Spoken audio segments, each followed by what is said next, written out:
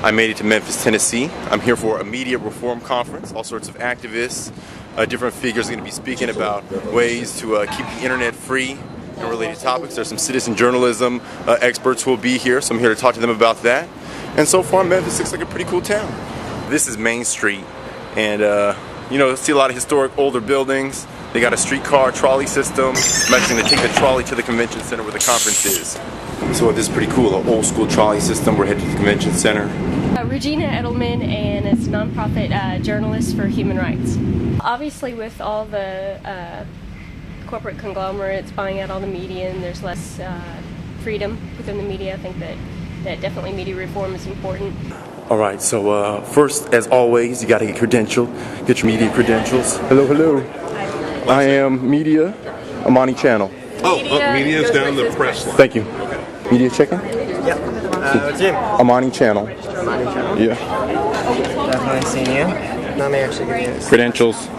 All right, so I have a slight confession. I worked for a Fox station for several years.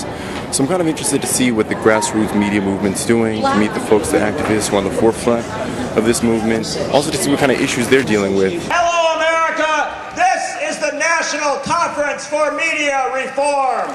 The main mission of the organization is really to bring together a democratic coalition of people who are concerned about the need to have informed media, access to information in order to be able to make informed decisions. How do black folk process various media outlets?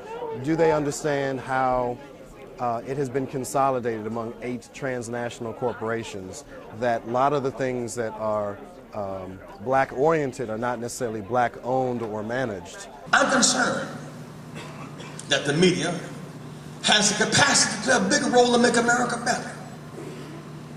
And that's why this idea of media concentration is a bad proposition. I'm here for the reason that everyone's here, that I'm concerned about independent media, I'm concerned about democracy and the expression of democracy, and we all need to be concerned about that. We're suffering in this industry, but you need to understand the policy, because while you're in there fighting with CNN and CBS and Fox and all of them, and do that on a righteous platform, do that. If you don't get policy, if you don't get an ear of an FCC commissioner, or as Van Jones says, if you don't put somebody like Davy D, the face of that, the community, on policy decision-making stuff. If we don't come together in collaboration, understand that sharing is not giving up anything you have, it's just sharing, and when you give, it will come back, then we are really going to be suffering. The free press has done a great deal to show how people of color have increasingly been marginalized as media monopolies grow. How you're described determines how you're perceived. The media today is very lopsided. We have a lot of views being portrayed and pushed upon our youth that aren't from our youth, aren't even from people of our culture. I made reference to a question that was asked after the Rodney King rebellion in '92, when a lot of white journalists were asking, why are these black people destroying their own neighborhoods? And the fact that they could actually say that on TV without realizing how ignorant they sound to many people who realize that for a lot of people, they don't feel they have any ownership or stake in their own communities because they don't own their own businesses. They don't have the type of civic power and social capital that a lot of other citizens take for granted. These cameras can be in a lot of ways, they used to say, what's mightier, the pen or the sword? I think now is what's mightier, the pen, the camera, or the sword? The only cases where the media has responded responsibly in the case of police abuse is when the camera, some obscure individual has caught those scenes on camera and then provided it to the mass market. And then you got, such as, the Rodney King case, the deal out there in Inglewood, California, the deal in New Orleans when they beat up the man. But everybody should be media. Every single person that's watching should have a camera. They should be trained in being able to disseminate information.